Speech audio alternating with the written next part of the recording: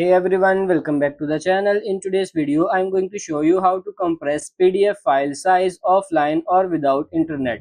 It will be really simple and easy. So just open the location where we have the PDF. You have the PDF file. Then select one file here. You can see this is the file size and this is PDF file. Now just right click on it. Go to this open with and we need to select this Adobe Acrobat.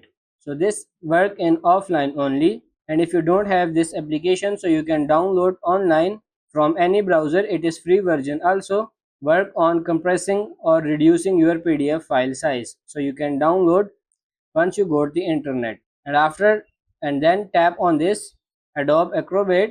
Now this file will be open like this. Then tap on this menu in the top left and simply come down and tap on this save other, and you need to click this reduce size. Here you can keep as it is and then simply tap on this OK, and now you have to save this file as a new. Just rename it and save it and select the location where you want to save, and that's pretty much it. That's how to compress PDF file size offline or without internet. I hope this video was helpful. If it is, like it and subscribe to the channel. Thank you.